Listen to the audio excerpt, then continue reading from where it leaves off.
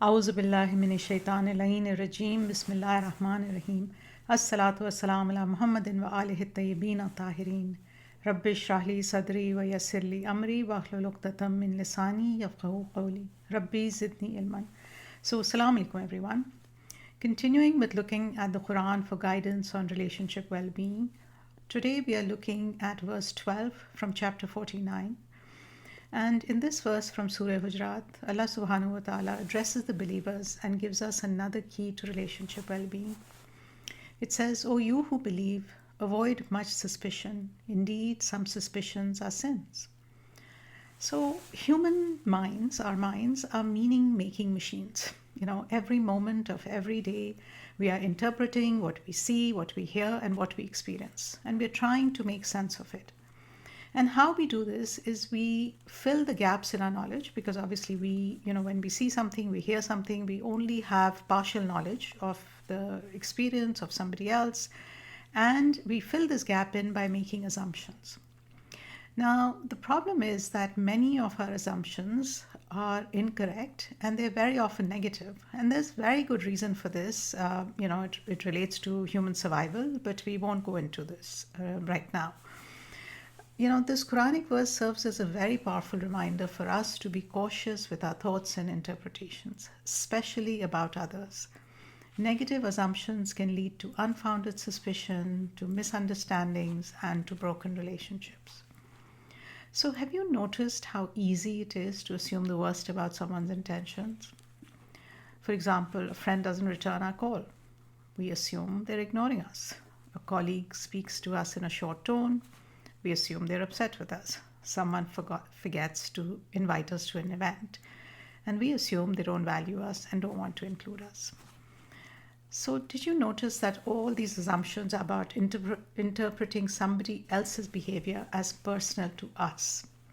In many cases, these interpretations are based on our own insecurities, our past experience, and our ways of thinking than the reality of the situation.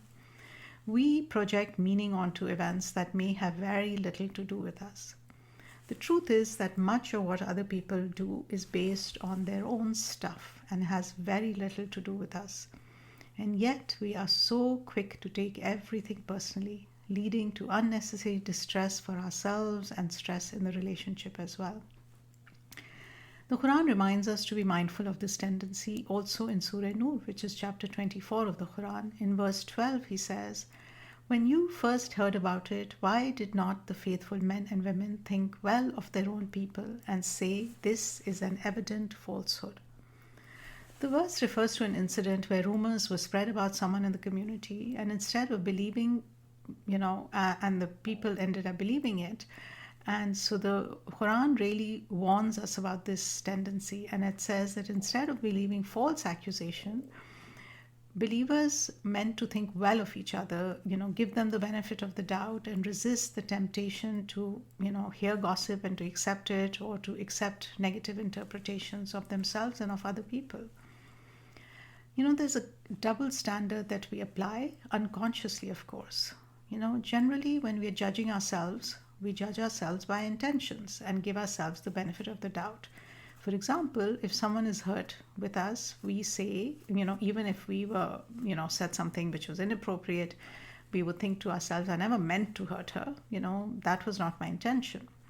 However, when we're judging others, we judge them by their actions and we do not consider their intentions. For example, he said this and it hurt me. We won't look to their intentions. In fact, we sometimes go even further and assume negative intentions as well. For example, he or she did this intentionally or purposely to hurt me. Now, the thing is that our assumptions shape our own emotional and mental well-being, and they also harm our relationships. So internally, obviously they create anxiety. When we assume the worst, we feel unnecessary stress, resentment, insecurity. And when we approach others with suspicion rather than trust, we erode intimacy and connection. People can often sense the weight of our judgment of them, and they therefore distance themselves from us. Also, assumptions and interpretations often distort reality. Over time, if we continuously expect negative outcomes, our minds become wired to see negatively even when it isn't there. And you know how the saying goes, we create the reality that we continuously think about. So, how did the Prophet and the Imams teach us to deal with, our meaning-making machine, which is our mind? They encouraged us to give people the benefit of the doubt rather than to rush to negative conclusions. So Imam Jafar Sadiq alayhi salam is reported to have said, if you hear something about your brother that you dislike, find 70 excuses for them. If you cannot, then say, perhaps he has an excuse that I do not know of. So what does this mean? First of all, it means that we are capable of this, right? When something happens, there is more than one interpretation that can be given to any situation. And we are encouraged to kind of be creative, be creative with our interpretations that are helpful to our relationship rather than unhelpful, right? So if we were to apply this wisdom, instead of assuming someone is ignoring us, we could think maybe they are overwhelmed with responsibilities or they're going through a hard time. Instead of assuming someone's being rude, for example, we could consider maybe they're having a bad day and they need support rather than judgment. Instead of assuming betrayal or that somebody has purposely hurt us, we could reflect, perhaps there's a misunderstanding that I'm unaware of. Of course, this mindset does not mean that we ignore red flags or we allow mistreatment, but rather that we practice interpretations that lead to our own mental and emotional well-being, and that we avoid unnecessary suspicion and misjudgment that can weaken relationships. So how can we choose better interpretations? The good news is just that our minds have become habituated maybe to think negatively about people. We can also train our minds to challenge negative assumptions and choose more balanced and helpful interpretations.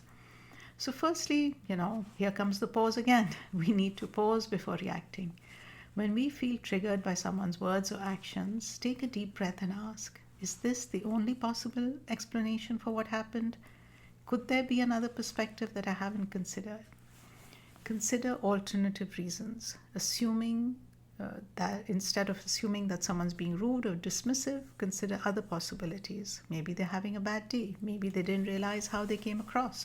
Maybe their behavior has nothing to do with me at all. We could also ask rather than assume. So if something's bothering us, especially in a close relationship, instead of making assumptions, we can communicate openly. I noticed you seemed quiet today. Is everything okay? Or, I didn't hear back from you, just wanted to check in.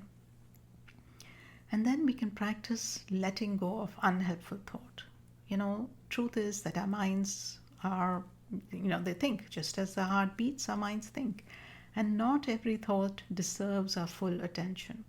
We don't have to believe everything we think. If a negative assumption isn't serving us, we can simply let it go. So while we cannot control every thought that crosses our mind, we can choose which thoughts to nurture, to believe, and to act upon. When we choose trust over suspicion, we experience greater peace. When we choose understanding over judgment, we strengthen our relationships. And when we choose compassion over criticism, we create a more harmonious world. So let's practice being creative with our interpretations of others, inshallah.